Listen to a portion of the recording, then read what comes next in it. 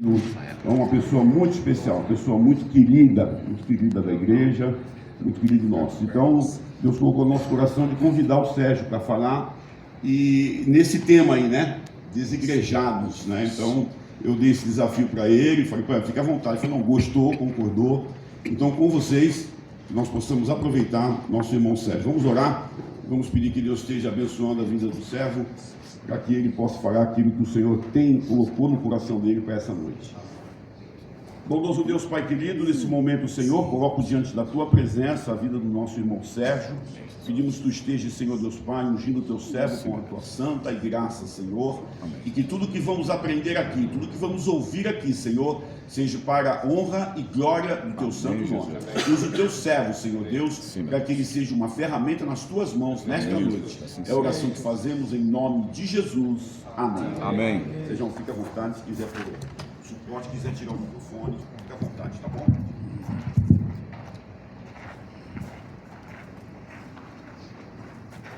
Boa noite, irmãos. Boa noite. Graça e paz da parte do nosso Senhor e Salvador Jesus Cristo. Amém. Glória a Deus. Em primeiro lugar, tenho que compartilhar a alegria de estar aqui, viu, Osimar? Quando eu recebi o convite do nosso irmão, e foi uma alegria. E essa semana eu já estava motivado, todo dia, com a preocupação de estar aqui porque a PIB aqui em Bauru é a minha casa. Então, meus filhos cresceram aqui, tantas experiências, tantas situações, né, Navarro? Então, assim, tá aqui, eu me sinto em casa. Então, poder compartilhar isso e essa comunhão com vocês nessa noite me traz uma alegria muito grande. E a segunda alegria, ver tantos homens reunidos. Eu estava aqui no início da nossa reunião pensando que maravilhoso, uma sexta-feira, início da noite, tantos homens reunidos para glorificar o nome do Senhor Jesus Cristo. Cada um aqui enfrentou os desafios dessa semana, venceu os desafios dessa semana, as lutas, as alegrias, as tristezas. A gente sabe a responsabilidade que pesa sobre o homem na sociedade, na família, no trabalho. Então, o ministério de homens não é um ministério simples de conduzir. Quantas igrejas têm há muitos e muitos anos ministério de mulheres, mas ministério de homens difícil. Um bom tempo do período que eu estive aqui, o Osimar lembra, a gente não tinha ministério de homens, não é verdade? A gente tinha as eleições do ministério de mulheres, etc., mas o ministério de homens, a gente, jovens, etc., né, adolescentes, eu fui mexer aqui, opa. Então, por isso a gente tem que colocar realmente isso em oração, porque não é fácil. Mas, ao mesmo tempo, essa dificuldade mostra justamente essa batalha. E isso que a gente tem que celebrar, colocar tantos homens numa sexta-feira, à noite, depois de uma semana de trabalho, a gente poderia estar em casa, estar em outro lugar, mas estamos aqui para glorificar o nome do nosso Senhor e Salvador Jesus Cristo. Então, isso é maravilhoso. E o Osimar, como falou, ele me deu, né, a gente brinca às vezes, né, a mensagem encomendada, né, pastor? Não, brincadeira. Ele falou, fica à vontade, mas eu gostei do tema. Eu acho que esse é um tema interessante, cada vez mais atual, para a gente estar conversando e batendo papo. Desigrejados. E aí vem essa pergunta, né, nesse tema aí. Quem são? Onde vivem? O que comem? Como se reproduzem? Fala que come, minha tarefa aqui é árdua, né? Porque o Osimar anunciou uma refeição leve, baseada em frutas e vegetais para depois aqui. Então, espero que vocês se acalmem aí. Aliás, quanto tempo nós temos, Osimar? 10. Você preparou? É meia-noite, tá bom? É meia-noite, tá bom? Não, Você vamos. preparou, irmão? A ideia, irmãos, não é realmente um bate-papo, um papo de homem em cima de um tema interessante. A ideia é a gente não ser, tentar realmente ser leve, mas enfrentar esse tema relevante dos desigrejados.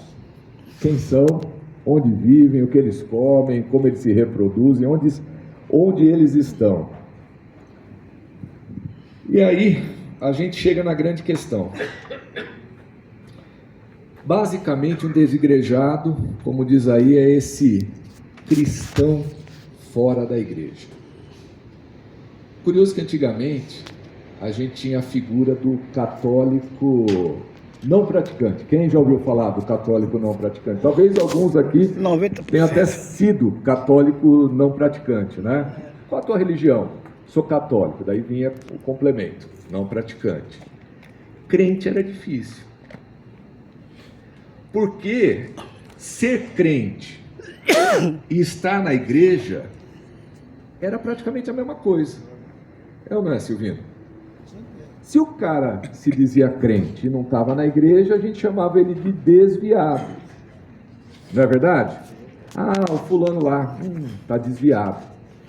Por quê? Porque ele não estava mais na igreja. Você encontrava, volta para a igreja, volta para Jesus.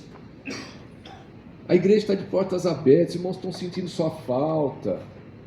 Às vezes pegava aquele rol de membros atualizado, o pastor falava, vamos atualizar, colocava na assembleia. Aí o irmão Marcos Amorim levantava e falava, não, encontrei com ele no mercado domingo, pastor.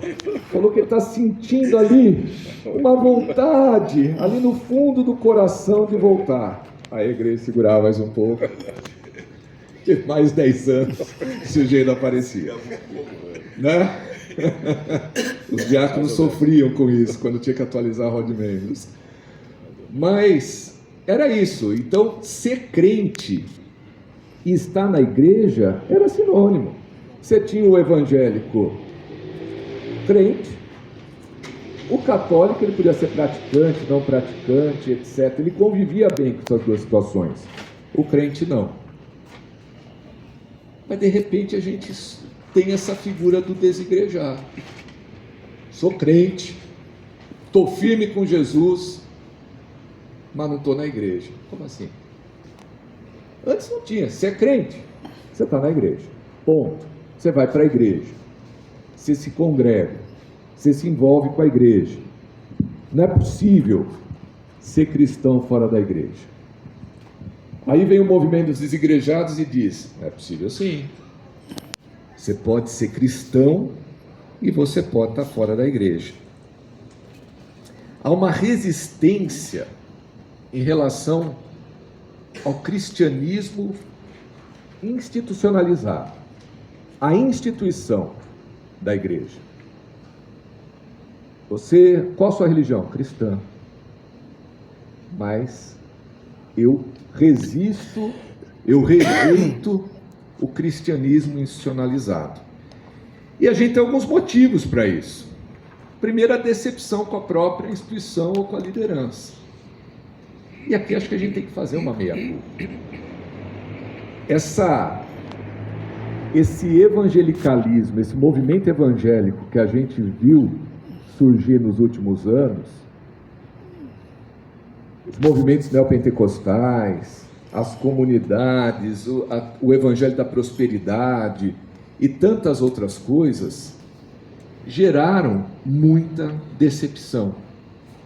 Os abusos espirituais, eu lembro há muitos anos surgiu um livro chamado Feridos em Nome de Deus, onde as pessoas relatavam ali, pessoas sinceras, genuínas, com uma fé genuína, que foram para a igreja e foram abusadas espiritualmente, foram enganadas espiritualmente. E eles queriam falar assim, eu amo Jesus, eu creio na palavra, creio no evangelho, mas eu não quero saber de igreja, eu não quero saber. Eu trabalhava, eu me matava, eu saía segunda, terça, quarta, quinta, sexta em obra da igreja. E quando eu vi, eu perdi minha família. Quando eu vi, meus filhos estavam nas drogas. E cobrança isso, e depois eu descobri que o pastor era isso, que o pastor era um charlatão, que o pastor era um mentiroso. Não quero saber disso não. Então, às vezes, a gente tem que fazer uma meia-culpa, porque pessoas que foram enganadas, que deram casa, deram carro, deram dinheiro, e depois se viram enganados.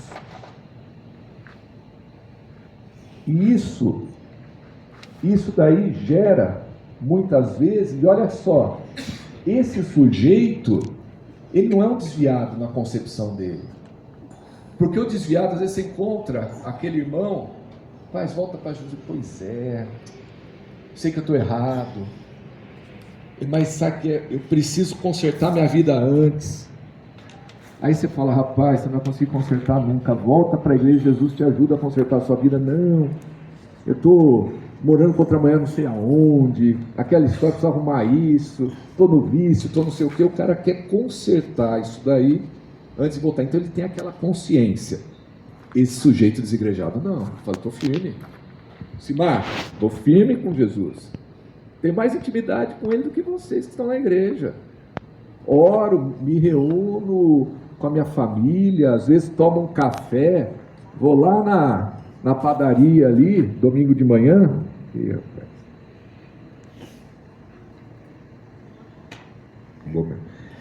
Tomo um café na padaria de manhã com alguns irmãos, então não preciso. Tem aqueles que são contrários à ideia da organização. Eu gosto de Jesus. Esse negócio de igreja, negócio que inventaram lá em Roma. Quem nunca ouviu essa história? A igreja se reunia, era livre, era todo mundo tranquilo. Aí Constantino resolveu institucionalizar a igreja, criar papa, bispo, sei lá o que, arcebispo e um monte de gente. Isso aí é invenção de homem. Então, essa ideia de organização não tem na igreja primitiva. Na igreja primitiva era todo mundo dava as mãos e saia correndo pelos campos aí, cantando. Não tinha esse negócio de pastor, bispo, ancião e não sei o que, essa estrutura e tal. Não tinha. E tem aqueles que realmente encontram motivo para ser um desigrejado, um cristão fora da igreja, com base em ensino distorcido das Escrituras. Eles interpretam as Escrituras de forma errada, que é o que a gente chama de heresia. Então, essa resistência, esse cristianismo institucional, se dá por vários motivos, mas eu listei aqui os 3 principais. Essa decepção com líderes, e isso leva muita gente a fugir da igreja, com a própria igreja, com a estrutura, com a forma, isso aí muitas vezes afasta as pessoas mais do que atrai. A própria resistência à ideia da organização, porque acreditaram na história que isso que a gente tem hoje não existia lá na igreja primitiva. Isso é uma ideia da igreja de Roma, de um papa, de alguém que inventou tudo isso e criou uma estrutura da cabeça deles, e a gente está acreditando nessa conversa. Ou porque olha para a Escritura e não enxerga o modelo bíblico de igreja como necessário para que nós possamos viver o Evangelho e o nosso relacionamento com Jesus. E aí surgem essas ideias, não, mais Jesus, menos igreja, eu sou de Jesus apesar da igreja, eu posso ser de Jesus fora da igreja. A gente vive tempos de relativismo, onde tudo é relativo. Nós vimos surgir contra a igreja, contra o cristianismo institucionalizado, as igrejas chamadas orgânicas. Sabe aquela história? A igreja é um organismo e não uma organização. Então eles querem só parte do organismo e não da organização. A igreja não precisa ter uma sede, um CNPJ, uma liderança, uma estrutura. Vamos reunir na padaria, vamos reunir debaixo de uma árvore. Não que uma igreja não possa se reunir debaixo de uma árvore, mas é curioso que esses movimentos, muitas vezes, eles acabam chegando numa espécie de uma igreja como a gente conhece.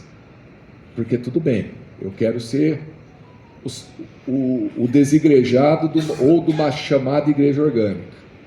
A gente junta 4 irmãos aí, a gente toma café todo domingo, um lê a Bíblia, o outro fala. Mas e se tiver divergência? Quem vai? Cada um a gente discorda em discordar, concorda em discordar, e cada um vai para sua casa? E se um fizer alguma coisa, tem algum tipo de... E se aquele grupo aumentar? Aí a gente aluga um salão? Quem que vai pagar o aluguel? Quem que vai abrir o salão? Então, mas eu acho que a grande questão aqui que a gente precisa entender é que quando às vezes a gente está diante de um desigrejado, a gente está diante de alguém diferente daquele sujeito que a gente chamava de desviado.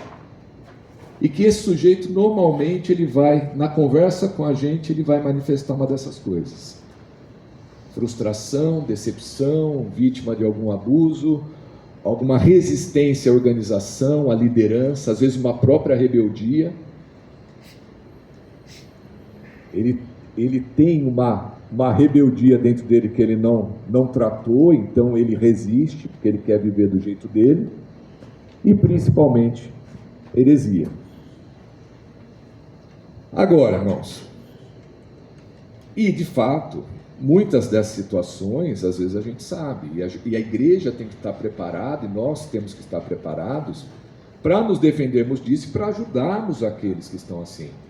Porque às vezes o sujeito vem com uma fé genuína em Cristo, mas ferido espiritualmente. Ele encontrou Jesus, às vezes, em comunidades que distorceram a palavra, ensinaram errado, ou machucaram aquela pessoa. E ele coloca aquilo lá justamente falando: eu não quero mais saber de igreja, eu experimentei isso daí, esse negócio eu não quero. Vamos abrir o livro de Hebreus. Tem um texto que todos conhecem, que está no capítulo 10.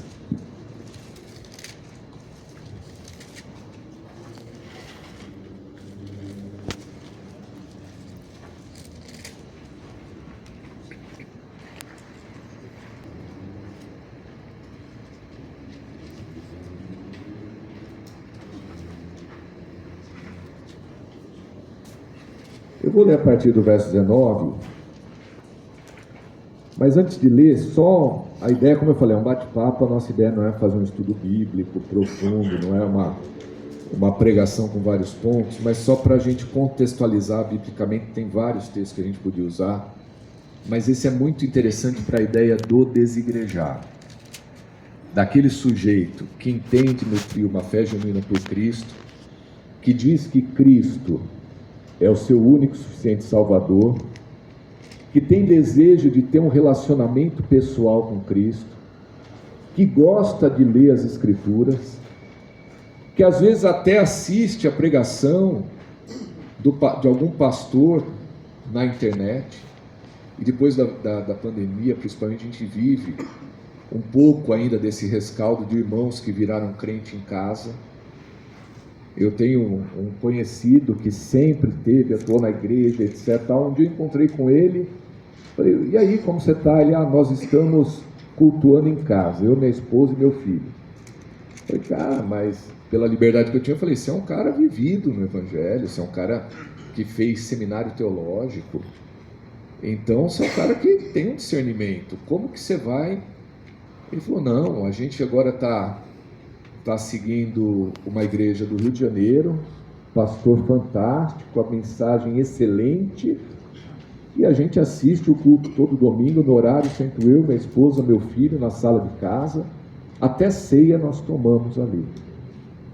Aí eu falei para ele, mas olha isso aí, você já é vamos chamar assim, entre aspas, um crente velho. Você tem uma convicção da pessoa de Cristo Jesus, mas seu filho tem 12 anos. Como é crescer assistindo um culto pela televisão?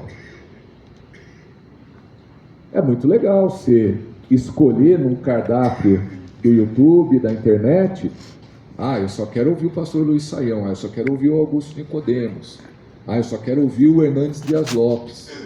Eu quero só ouvir os grandes homens de Deus, os melhores pregadores que tem.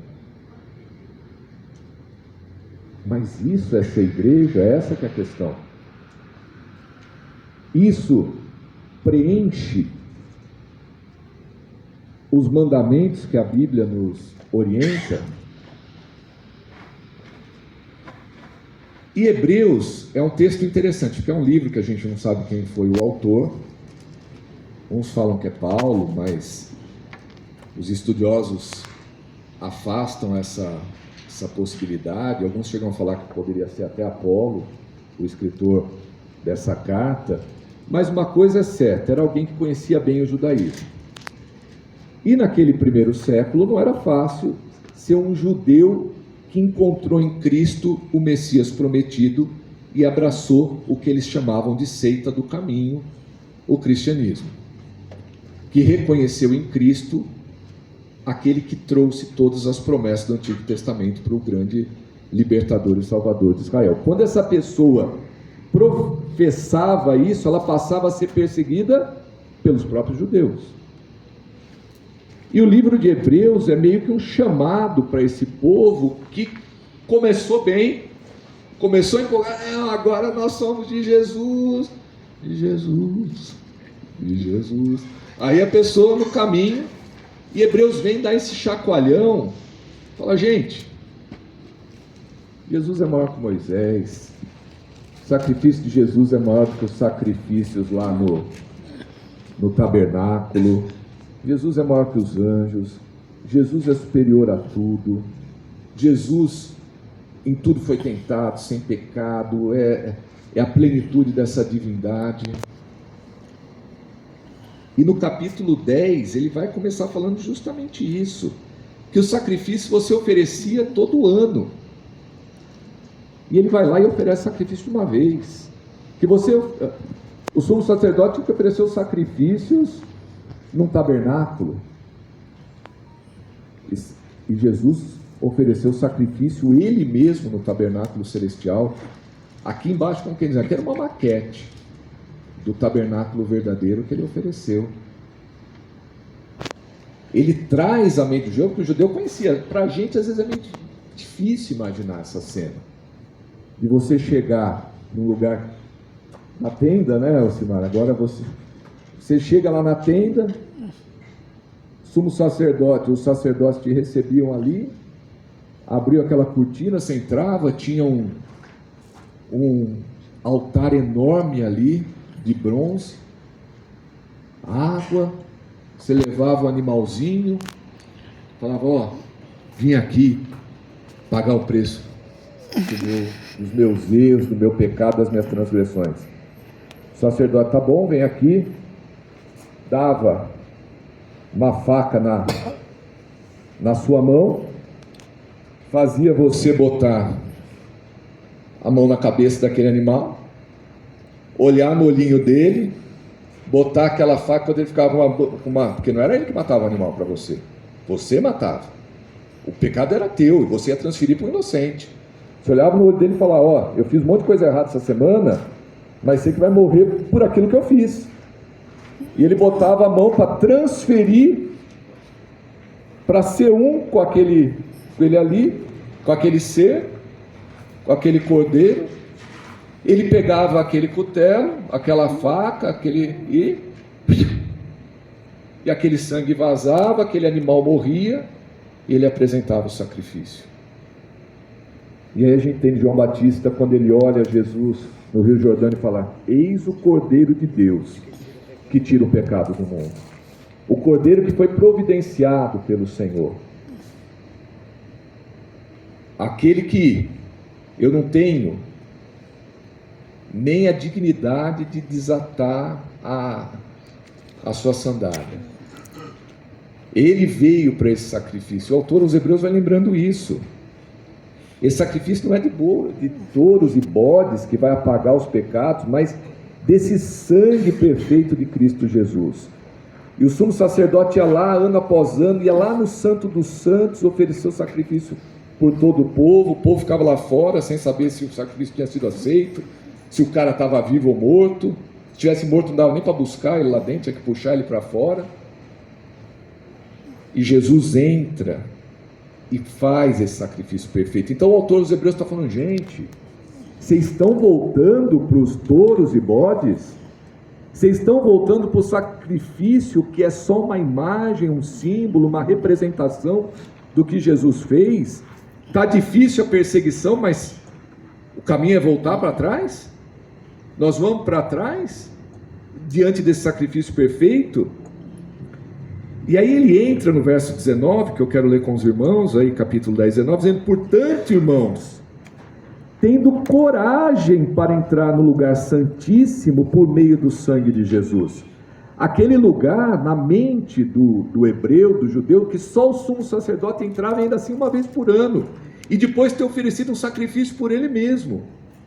Aí está falando agora, todos vocês tenham coragem, ousadia de entrar, pelo novo e vivo acesso que ele nos abriu através do véu, o seu corpo, e tendo um grande sacerdote sobre a casa de Deus, aproximemo-nos com coração sincero, com a plena certeza da fé, com o coração purificado da má consciência, e tendo o corpo lavado com água limpa.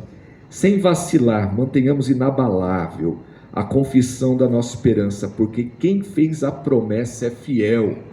Não retrocedam, pelo amor de Deus. Quem prometeu é fiel para cumprir. Ele nos deu um novo acesso, um livre caminho, um novo caminho, uma promessa, um testamento, uma herança que foi escrita com seu próprio sangue imaculado. Não foi de um touro, de um bode. Então não retrocedam. Não voltem atrás, vamos, porque fiel é quem prometeu. E ele vem, pensemos em como, verso 24, nos estimular uns aos outros ao amor e às boas obras. E aqui que eu quero a atenção de vocês. Pensemos, diante de tudo isso que ele explicou desde o começo do verso 10, falando do que nós recebemos, aí ele fala, pensemos então em como nos estimular uns aos outros, esse estímulo mútuo,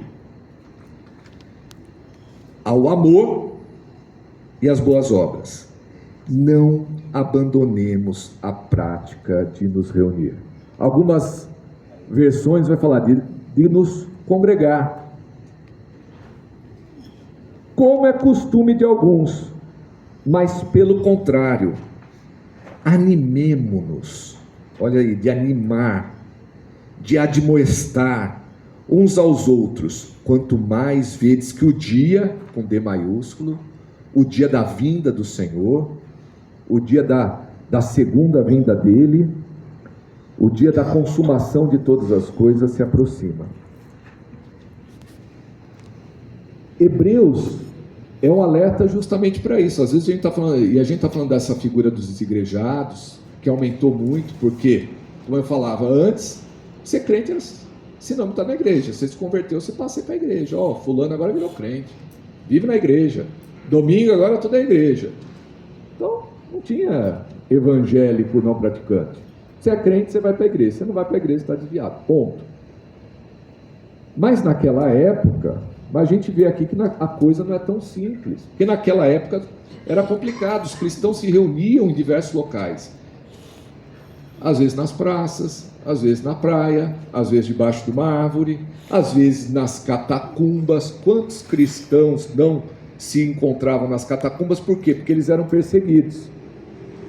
E aí acontecia de a coisa apertar, e algum irmão, às vezes com uma convicção de fé, falar, eu não vou no papo de homem que vai ter na catacumba essa semana, porque vai que alguém baixa lá e a coisa vai pegar para o meu lado.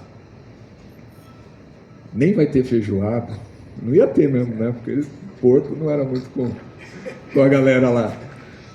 Mas os caras tinham medo. Imagina se está aqui hoje representasse risco às nossas vidas. Será que a gente tinha coragem de estar aqui?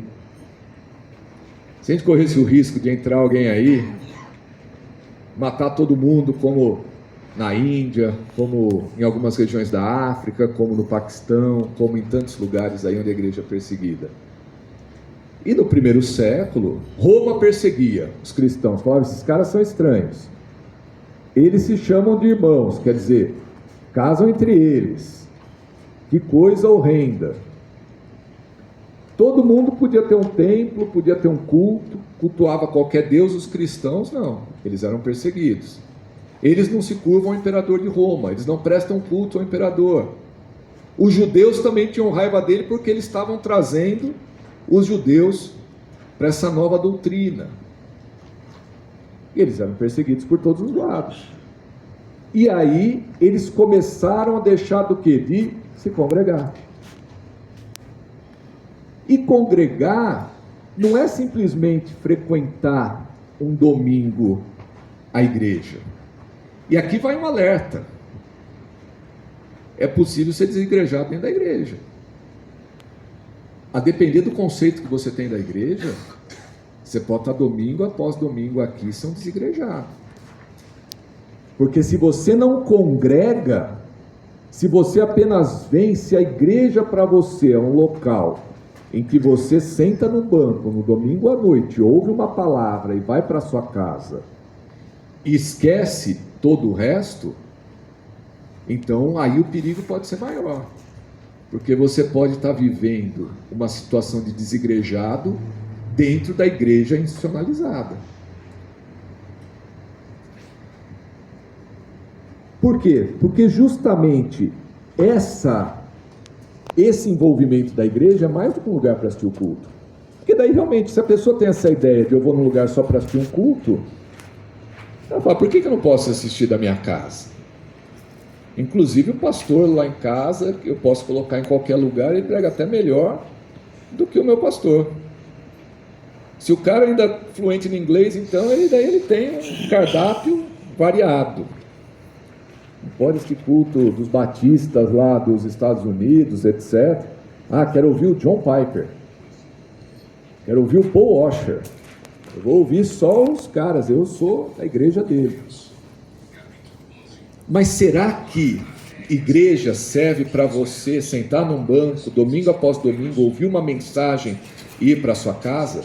Será que esse é o conceito de igreja?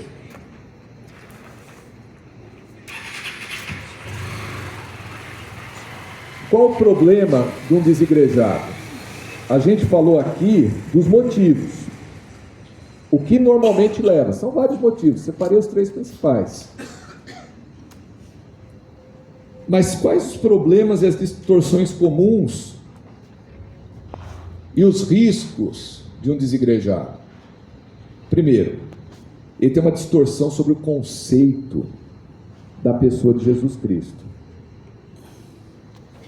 Porque se nós temos uma compreensão exata de quem é Jesus, dificilmente essa pessoa vai entender que é possível seguir Jesus, o cabeça, e não fazer parte do seu corpo.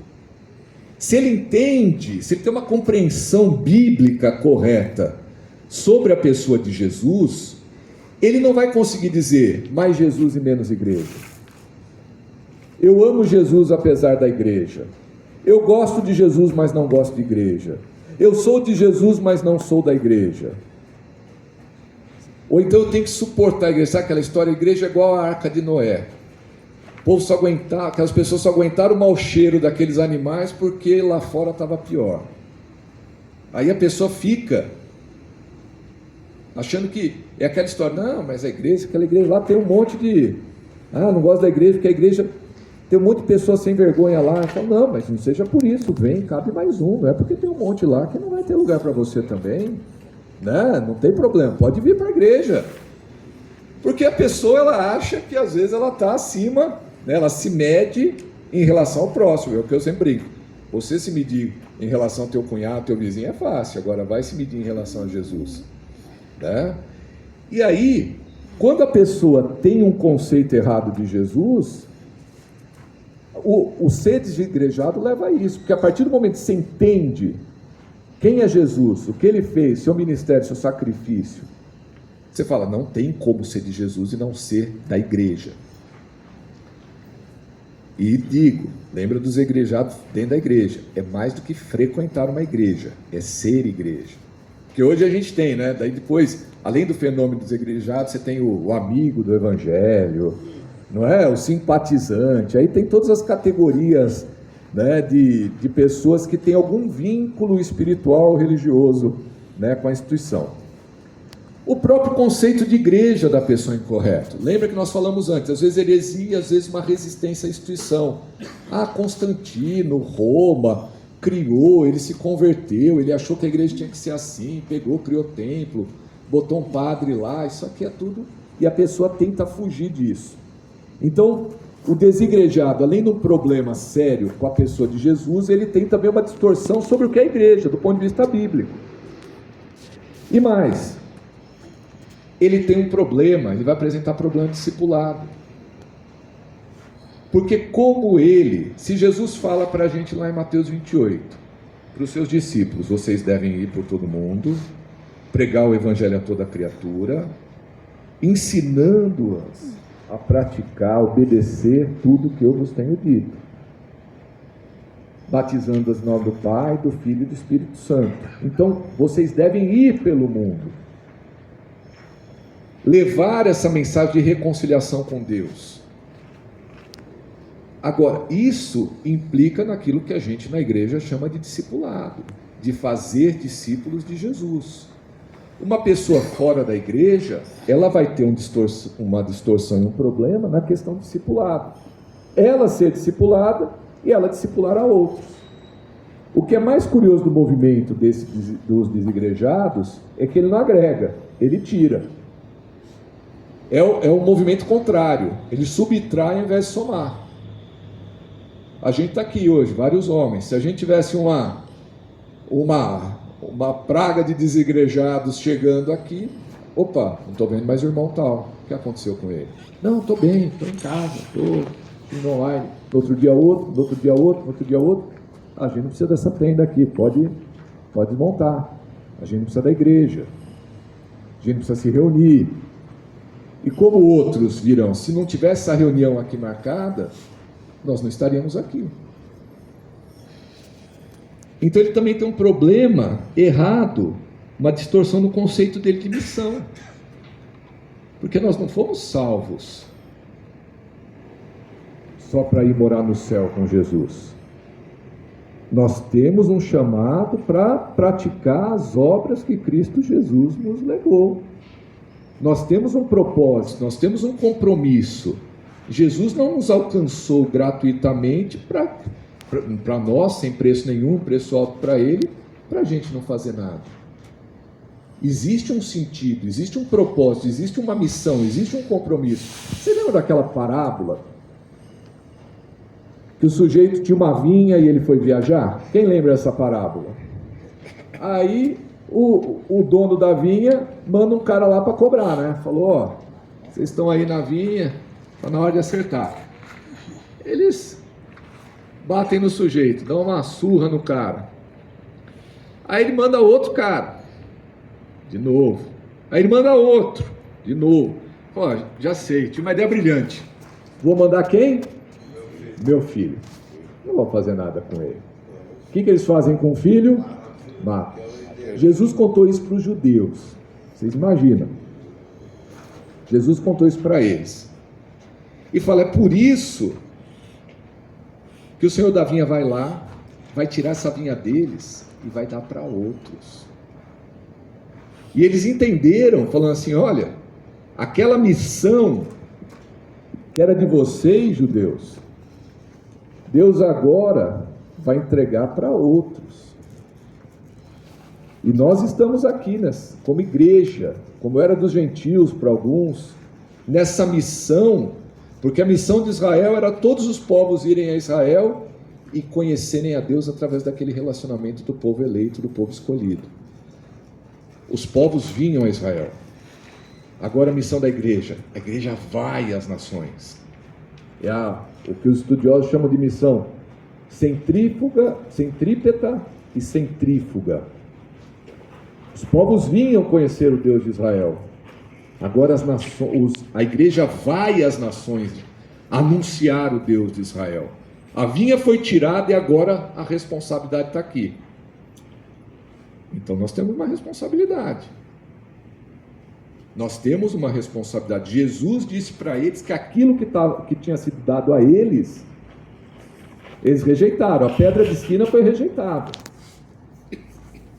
Jesus, lá em Paulo aos Efésios, ele vai explicar que aprove a Deus chamar os gentios. Falou: vocês que estavam longe, Deus trouxe vocês para perto. Vocês que viviam sem regras, sem Deus no mundo, sem salvação, sem nada, Deus foi lá por graça e misericórdia e trouxe vocês para fazer dos dois povos um só, para quebrar o muro de divisão que existia e reunir todos num só corpo, num só Espírito, num só Deus, numa só fé, numa só esperança. Para que isso? Para todo mundo ter passaporte da alegria para o céu, ou a gente tem um objetivo nessa missão? Por que será que Deus escolheu Israel lá atrás? Porque eles eram bonitos, porque eles eram os mais fortes, porque eles eram melhores? Deus falou isso para eles, falou: olha, eu escolhi vocês. Vocês eram bonitos, fortes, inteligentes. Vocês não eram nada. Eu escolhi vocês com um propósito, para estabelecer uma aliança com vocês como modelo, para que em Abraão e no descendente dele, que é Jesus, como Paulo explica aos Gálatas, fossem abençoadas todas as famílias da terra. Então há um propósito. Se você é um desigrejado, você tem um problema em entender isso. Você não tem esse conceito de missão.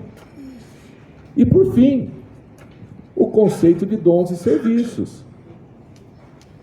Várias cartas, vários textos bíblicos falam de dons. Todo mundo aqui recebeu um dom, pelo menos um. Isso é uma verdade. Cada um de vocês aqui: eu não recebi não. Na vez, o meu não, todo mundo tem. Cada um de nós tem um dom. E aí a gente lembra da parábola que Jesus contou dos talentos. Um recebeu, multiplicou, outro recebeu, multiplicou, outro falou: o cara é bravo demais, eu vou enterrar. E aquele voltar, eu entrego para ele, falou: tá aqui, ó. Tem responsabilidade nenhuma. Como fora da igreja você vai exercitar os seus dons? Como você vai exercitar o serviço, a mutualidade cristã? Então, todos esses problemas sobrevêm àqueles que todas essas distorções e problemas a gente identifica no desigrejado. E aí, qual a consequência disso? Quem abraça esse modelo? Primeiro, foi lá. Tinha que ser o Léo, né, gente? Baixo crescimento espiritual. O que é crescer espiritualmente? É nos parecermos cada vez mais com Jesus. Lá em Efésios fala que deu uns para apóstolos, outros para evangelistas, mestres, pastores, mestres, para a edificação dos santos, para o aperfeiçoamento da igreja, para que todos possamos crescer e alcançar a estatura de quem? De Jesus, do varão perfeito. Ali, todo mundo, como um corpo bem ajustado, a mão precisando do tronco, precisando do braço, precisando do pé, exercitando os ministérios, exercitando os dons, para que todos cresçam. A pessoa fora, a brasa fora do braseiro, o peixe fora do aquário, ele vai ter, primeira coisa, o problema de crescimento espiritual. Ele não vai se parecer com Jesus. Porque Jesus é o corpo, a igreja é o corpo de Cristo. E é ali que ele é confrontado com essa imagem e é transformado dia após dia nessa imagem. Mas mais, ele vai começar a descuidar com a santidade. Irmãos, deixar de se congregar é um passo para a gente abrir portas para o pecado na nossa vida. Se congregando já é uma dificuldade, pode ter certeza. O que é a santidade? É essa forma de viver com piedade, com temor, com reverência, entendendo que nós somos separados com um propósito, uma missão. O desigrejado não tem isso. Portas de pecado se abrem para aqueles que se afastam da igreja. Isso é claro, isso é fato. Mas ausência de ensino e liderança. eu sei tudo, você sabe tudo. Porque um é mão, outro é pé, outro é braço, outro é dedo, outro é tanta coisa no corpo. Porque Deus chamou uns para mestres, outros para pastores, e aí a gente não tem quem nos lidere. Uns são pastores, outros são mestres, não temos quem ensine, quem diga isso é heresia. O principal trabalho dos líderes da igreja primitiva era combater a heresia. Olha, isso aqui é heresia. Ah, Jesus não tinha corpo físico, heresia. João vai falar, se alguém disser que Cristo não veio em carne, isso aí ele é mentiroso, tem demônio. Cristo veio em carne, sim. Ensino combate. Por quê? Porque a gente tinha um princípio de gnosticismo no primeiro século, então tinha desvio doutrinário. E se eu não estou na igreja, quem tem autoridade para falar A ou B? Outra coisa, ausência de disciplina e prestação de contas. Lembra? Se eu brigar com o meu irmão Aminadab, eu vou lá e falo com ele. Se não resolver, eu vou chamar alguns irmãos. Se não resolver, nós vamos levar para a igreja. Existe disciplina. Paulo fala, ó, esse daí, bota ele para fora. Existe prestação de contas. Irmão, prestação de contas é uma coisa fantástica. Nós, como homens, devemos ter cuidado com isso. O que é prestar contas? É você dar satisfação da sua vida para aqueles que você caminha, para sua esposa. Isso não é vergonha, não. Preciso dar. Vida é minha, nariz é meu, não devo satisfação a ninguém. Opa, deve sim. E isso nos faz termos uma conduta onde a gente pensa antes de fazer, de agir.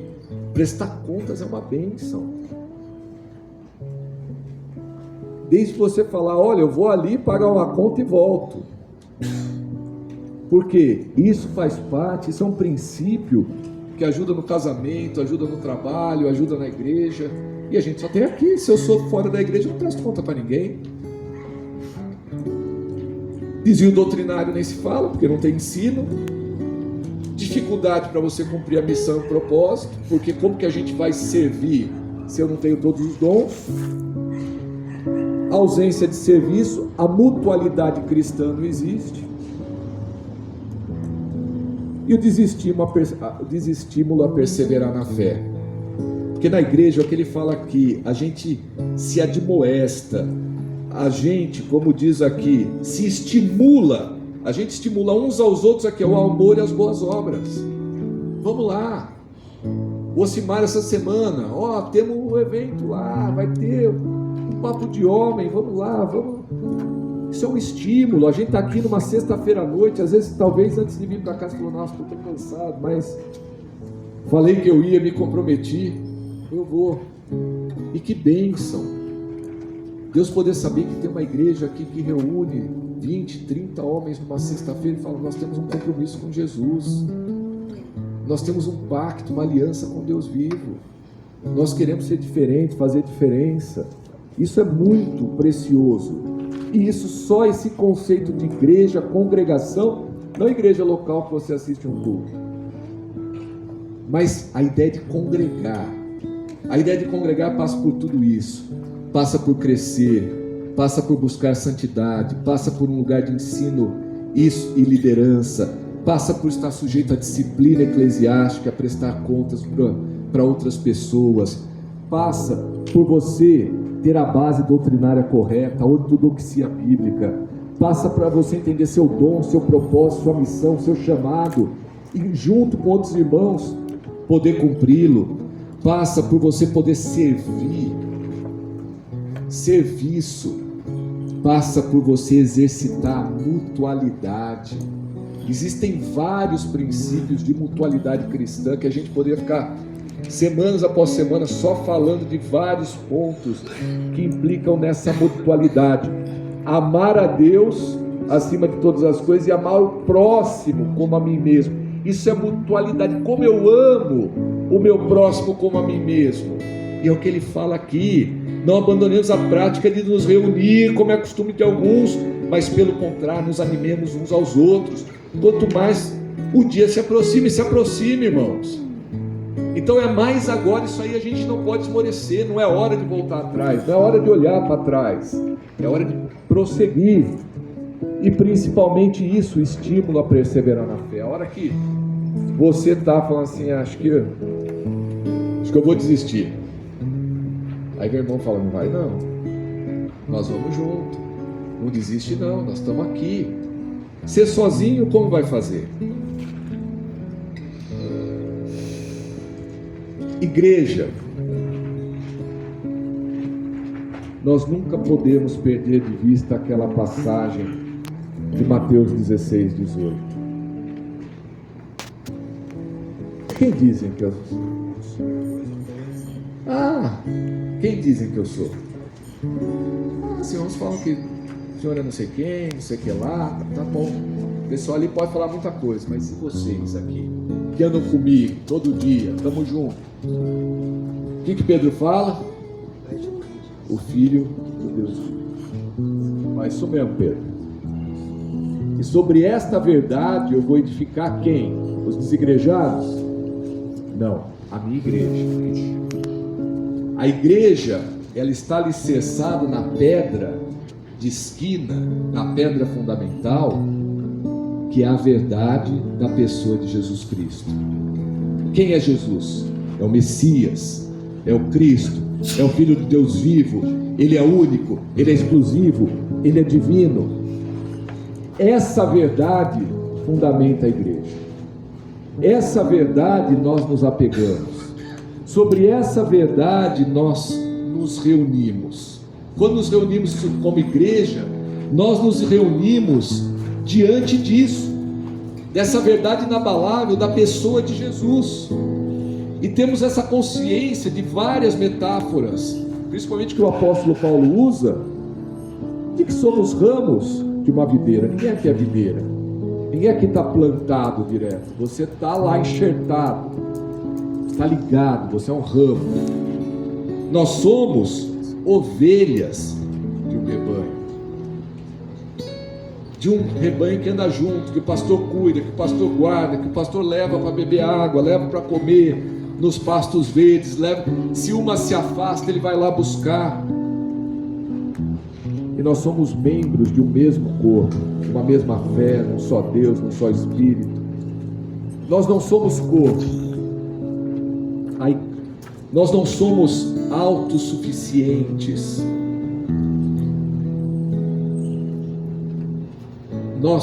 O movimento desigrejado leva a isso, ao egoísmo, à autossuficiência. Eu não preciso de você, eu não preciso da igreja, eu não preciso de liderança, eu não preciso. A igreja é feita por homens falhos como você e como eu, e isso são argumentos que vão deixando, e a gente nisso vai deixando entender que nós somos membros uns dos outros nesse mesmo corpo de Cristo. E é esse conceito de congregação, por isso que eu falei para vocês, é possível eventualmente você ser um desigrejado dentro da igreja, se você não entendeu isso. Se você não entendeu que você não está aqui para assistir uma mensagem que vai te dar uma pílula de energia e vigor por uma semana para você voltar no outro domingo, sentar no banco, não olhar para ninguém, ouvir a palavra, sair daqui e ir para sua casa. Nós estamos aqui para nos congregar, para nos admoestar mutuamente, para praticar o serviço, o propósito, a fraternidade, para estimular uns aos outros, como diz aqui o verso 24 do capítulo 10 que lemos, ao amor, às boas obras. Não abandonar essa prática de estarmos juntos com esse propósito. Não é estarmos juntos para ouvir a mensagem. Isso faz parte, como faz parte, Paulo fala aos Colossenses, quando vocês se reunirem, tem cânticos, tem salmos, tem hinos, tem oração, tem ensino, tem exposição da palavra, ok, mas é nisso, é o congregar, é esse estímulo, essa admoestação mútua, esse amor, a boa obra, e a gente junto, se reunindo justamente Até quando? Até aquele dia com D maiúsculo. Até o dia que ele voltar. Amém, irmãos? Amém. Então, não abandonemos isso. Você não está aqui apenas para figurar no hall de membros e muito menos para sentar num banco domingo à noite. Você está aqui com um propósito, você tem um dom, você tem um ministério, você tem um serviço. Você precisa crescer, você precisa se parecer mais com Cristo. Você precisa ajudar os demais, ampará-los, você precisa estimular e admoestar o irmão, você precisa prestar conta, você precisa estar sujeito a aliança, você precisa acreditar na pessoa de Cristo Jesus e ter a percepção exata de quem Ele é, e que não é possível ser de Jesus e não ser da igreja. Não é possível amar a Jesus e odiar a igreja.